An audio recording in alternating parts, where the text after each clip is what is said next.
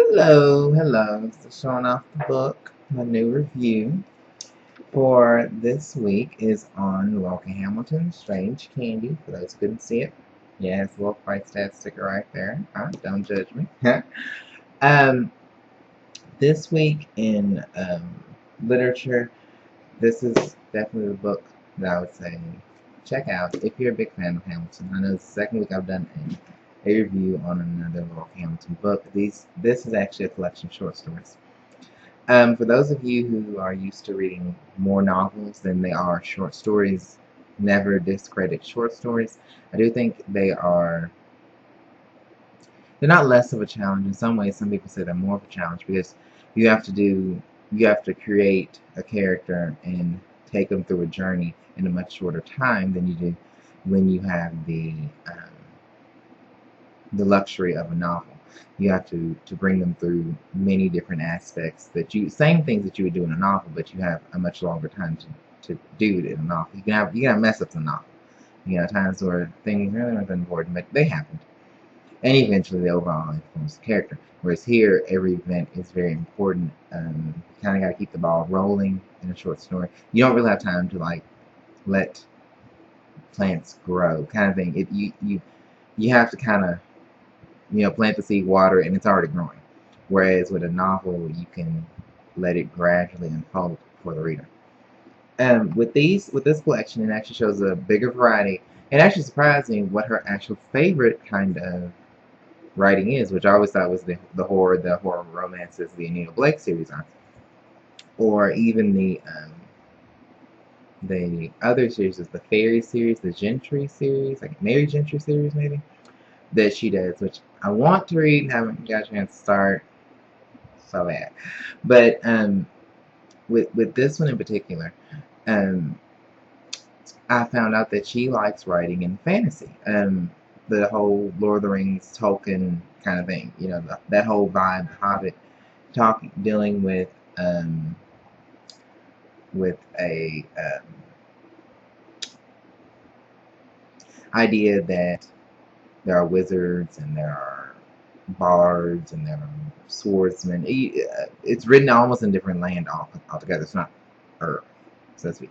So it's very interesting when she does write in that world. She's very good at it. She's using terms that are a little new to me, especially with some of the people, with some of the ideas and things. And it could be because of the fact that short stories, a lot of times you don't get a chance to fully develop things in a novel where you can give this giant explanation of what a wizard is. I know what a wizard is. You know what I'm saying? Just an example. So what this is and what this means, you don't really get that luxury. Whereas with a novel, you would. So with this one, she kind of throws some terms out there. If you're very familiar with that type of writing, you know what they were. You jumped on board with it. This is very similar to her first novel, The Night Seer.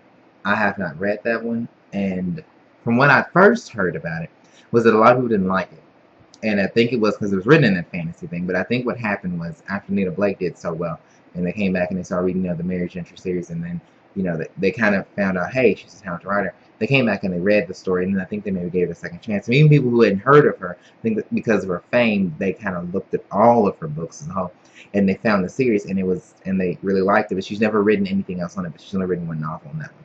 But in this collection of short stories, she does write in that world, and because of her writing in that world, you really get to see it develop and unfold in front of you. So actually, I would say, if nothing else, if you want to know more about the Little Night Seer world, that whole kind of genre, the fantasy writing that she does, definitely check out this book, Strange Candy, Laurell K. I don't know if I actually said the name. It's a collection of short stories, Laurell K. The name of it is Strange Candy.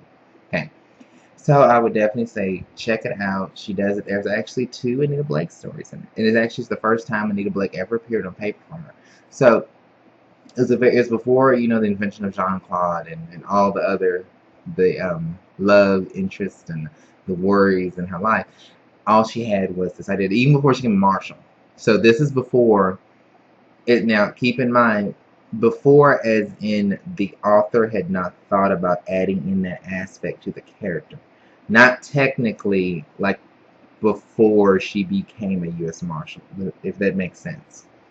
So before Hamilton ever thought about making her U.S. Marshal, making her in love with a man for all this, like if there was this story, and this is the first time Anita Blake, quote unquote, walked across the page, and because of that, this this collection of short stories is definitely worth reading. If nothing else, you get to learn more about Anita, which is, you know, for people like me, that's awesome. You also have to learn much more about Hamilton and her writing style. A lot of her characters are female; they are very strong. Um, she has a very, very fun side at times, very fun, but also kind of a slight little dark streak to it. So it's fun, but there's a little dark streak to her. So I don't know, it might be somewhat of a dry sense of humor, a little comedic stab at the end kind of thing. Even when there's like a little fun story about this superhero who's a cleaner, literally. His villains were like dirty things, like um, if he was like Pine Sol, his villains would be like Dust Bunny. You know what I'm saying? It's that kind of deal. So it's a story about a superhero cleaner, and since all the villains have retired, he's now acting as a maid and cleaning houses for people. So it's kind of funny that, you know, he would be considered a superhero. But, you know, this really does show her imagination. But at the end of it, it's a little dark the way it ends. It's funny, but it's a little dark. So she has a very this thin line of writing, of comedy, of of of darkness, and it evolves into this collection of stories. I think works out really, really well. So I definitely say check it out. It's very interesting. You know, you get to see much different sides of her. So even if there's certain, if you don't like the fantasy thing, there are other aspects of her writing that you may enjoy. If you don't like the horror thing, there are other aspects, like I said, of her writing that you enjoy. So check it out. Definitely worth checking out. Laurell K. Hamilton, Strange Candy. Don't miss it.